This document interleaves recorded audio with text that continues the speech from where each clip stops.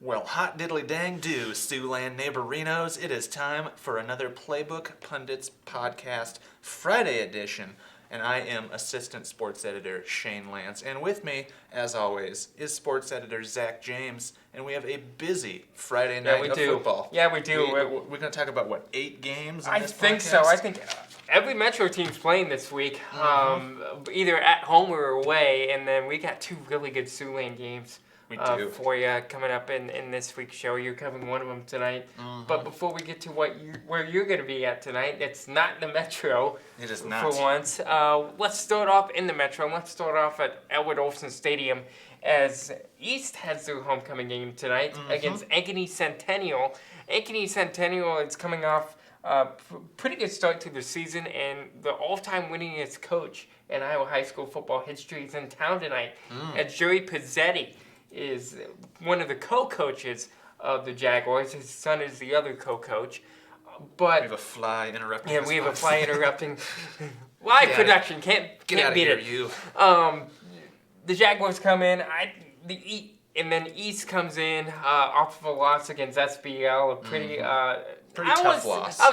That's a good way to describe it. I was going to say I wouldn't describe it as embarrassing, but I would say a tough loss to a really good Warriors team.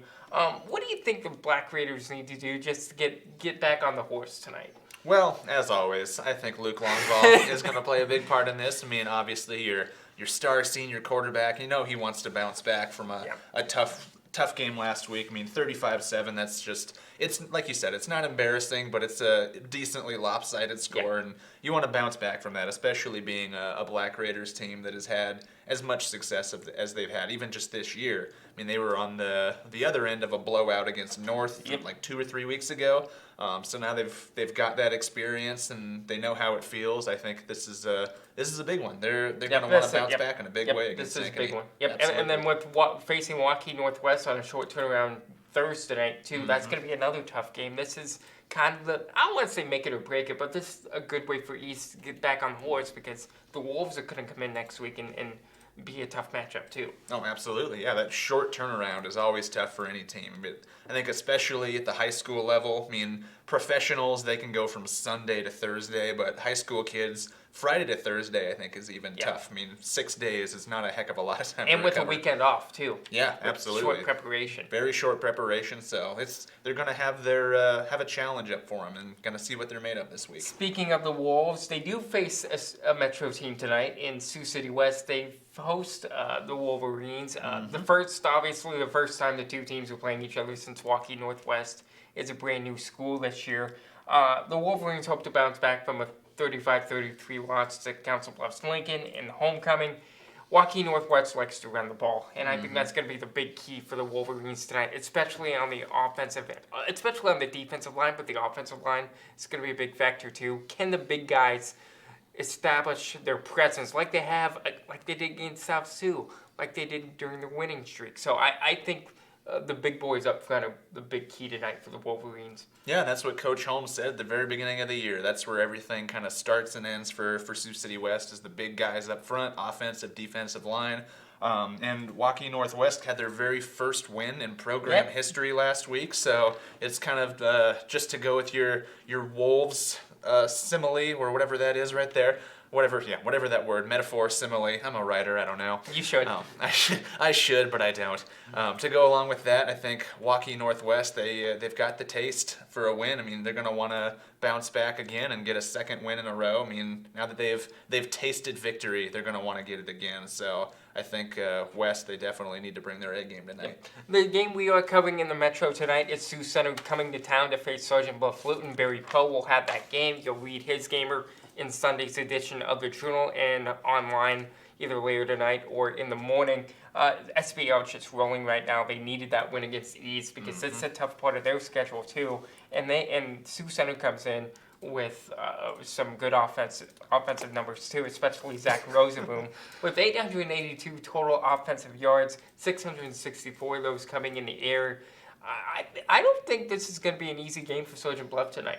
No, I mean they've lost before this year. I mean Yes, they know what it feels like, and I know they don't want to experience it again. I mean I talked to the Tylers last week after their game. I mean you can read that earlier in the week too. We had Tyler Schenkelberg and Tyler Smith linking up for some big yards last week. So if they can just keep doing that, I have a lot of faith that SBL can keep on rolling. But yeah, Sioux Center with like you mentioned, Rosaboom, what was it, 800 and something total yards? 882. 882. That's a lot of yards to put up all by yourself. So he's going to be the X factor. Defense needs to lock him down. Yep, and he may even get to 1,000 yards tonight total. He might. He probably will. Yeah, So that's absolutely. a really good accomplishment. We do have a lot of kids, and I talked a lot about this in Monday's podcast, that there are some statistical leaders around the state, and Jackson D. Wald Westwood is certainly one of them, but there are some others, and we'll have some kids that'll surpass the 1,000 mark in different categories tonight. Drew Benson of West might be another one of those guys tonight if the Wolverines have a good game. Yeah, I mean, getting to that number, I mean, we're already halfway through the season. Yep. This is crazy. I can't believe it's already week 5. But yeah, you're going to start seeing some kids hit that mark, and that's a big mark, especially in the high school level for sure. Can't believe it's week 5. It's crazy. It is crazy. It is crazy. North travels to Ames tonight to face the Little Cyclones. Ames, we talk about teams getting to the 1,000 mark. Ames is almost there in passing with 942 passing yards. And like I said in today's story, which you can read in today's journal, I think Brock Purdy would be impressed by the Little Cyclones having 942 passing yards. And that's going to be the big key for North, to keep everything in front of you. Small passes won't kill you, but chunk plays will. Yeah, I mean, I don't know if this is anything, but I've always thought of Ames with a team name like the Little Cyclones. I would be very motivated to prove that I'm not a little anything. I mean, they're going up against the North Stars too. That's what I like. It's the North Stars versus the Little Cyclones. That's just kind of a fun mascot matchup. Yeah. But I know with North, I mean, you have, like we've mentioned, Dayton Harrell. What does he have? Last week he had some big yards, had 112 yards and 2 touchdowns. Last week they beat Heelan 27-10, so they've recovered pretty well from their blowout loss to East a couple weeks ago. So yeah, I'm still looking for Carson Strobing to put up some big numbers. I know he's adjusting. He's had some good games. So that's that's what I'm looking for tonight. You speak of the Crusaders. They're having their homecoming tonight against MOC Floyd Valley, and they desperately need Very much so. a win. They need something positive, and this might be their last shot to win a game this season. I hate saying that. The Heelan community is very good, but this might be the Crusaders' last shot at a win. Yeah, I mean, you can see what just one win does for a program. Even with Sioux City West, they had 2 wins in a row. They rode pretty high for a little while, and I guess got a little reality dose last week, and gonna want to bounce back. But yeah, Heelan for sure. This is as much of a must win as that program is gonna have this season. Dakota Valley travels to West Central, and they're hoping to turn 1 win into 2. They won last week. 45-12. Yes. Do you think they can turn it into 2 tonight at West Central? It's going to be tough. And I mean, I know West Central, they come in with a 3-1 record. They have, this last name I always struggle with. Braden Dierix. I'm so sorry I'm butchering that name, but he has 469 receiving yards this year. He's going to be a tough opponent. That secondary is going to need to be on their A game tonight. So it's not impossible, but I think they could pull it off. It's just going to take a lot, and they're going to have a few things break their way. And of course, finally, South Sioux's at home too tonight against Omaha Northwest. They're trying to turn 1 win into 2 as well. Yeah, they beat Bryan last week, 42-25.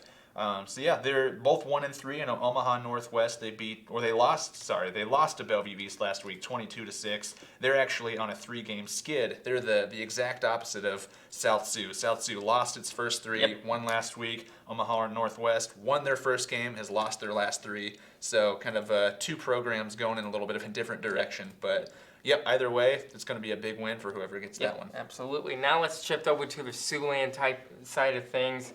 And let's talk about your game tonight. Number 1, Spirit Lake travels to Ida Grove to face number 4, OABCIG, Old Arthur, Battle Creek, Ida Grove.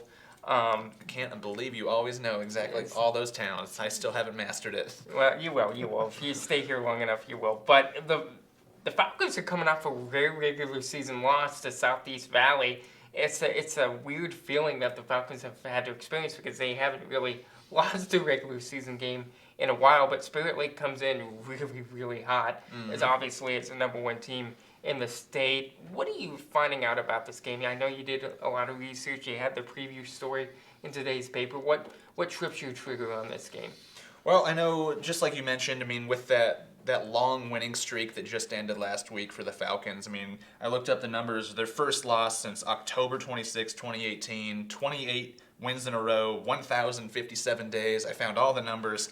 And yeah, it's definitely they want to bounce back. I mean, I know the coach he was talking about, his team was very disappointed in this because a lot of the players, or most of the players on that team, hadn't experienced that before, at least at the high school level. So definitely as tough of an opponent as you could ask for coming off of your first loss in a while. But I know Spirit Lake, I mean, they have Riley Reynolds. He has 749 passing yards right now. Another one who could kick it to 1,000 tonight. Absolutely, he could. And then Braden Thiesfield, 232 yards rushing. The team right now is 5th in total completions in Class 2A, 3rd in total tackles for a loss, and 4th in fumble return yards. So offense, defense, they are tough. Honestly, it's kind of up in the air. I think Spirit Lake probably has the edge in this one right now, but it could come down to a crucial turnover. So I can't even make a prediction. I'm just kind of. I was gonna ask you for one. Dang it! If I had to lean one way, I would probably guess Spirit Lake will pull this off, but honestly, it could go either way. I'm going to go with the Falcons. I just can't see OABCIG losing 2 regular season games in a row. This program has a lot of success under Coach Larry Allen, and they'll be at home. Spirit Lake has to travel a little ways, so I think that'll factor in a little bit. So I think the Falcons' home field advantage is the big key tonight, and I think the Falcons upset number 1, and hey, they may jump back up to number 1, but like we talked about yesterday, their district is loaded with Esferville, Lincoln Central, and other area teams like Unity Christian's also ranked, West Lyons receiving votes. So Class 2A is going to be a big battle to get to the Unidome here in about a month and a half. Yeah, and these teams too. It's not talent-wise. This is definitely not leaning one way. No, these teams they're tied in offensive touchdowns this year with 20 apiece. So both quarterbacks able to put up big yards, use that right arm to do big things. So. I will make one prediction. I think it's going to come down to the wire, and like we mentioned, I think I'm going to have to rewrite my lead probably 5 or 6 times. Yeah. I'm excited for that. Excited to see both these teams for the first time. You are in Ida Grove tonight. How can people follow you? They can follow me. You can look for this dog T-shirt if you are there and follow me that way. Or on Twitter, you can follow me at Shane M. Lantz.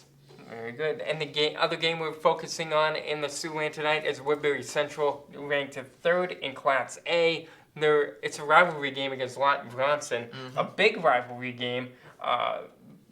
Woodbury Central 4-0 on the season. Lott and Bronson trying to negate that with the 2-2. They have a 2-2 record, and another 1,000-yard milestone we may see tonight is their rushing game. They have 911 total yards as a team, does Lott and Bronson, led by Matt Peters, is 337. Former Siouxland Player of the Week. Yes. And he may have another big game, but I think Woodbury Central comes out as a winner tonight. Yeah, they've got so many playmakers. I mean, I wrote down Carter Blyle, Dallas Clunder. Yeah, Max McGill is another one. Just 3 guys there that can just take the game into their hands and pretty much do whatever they want if they break out. So I kind of predict the same thing. I think Woodbury comes out with this one. I'm hoping to cover that game tonight, but depending when I get the paper put out tonight, we'll see how things go there.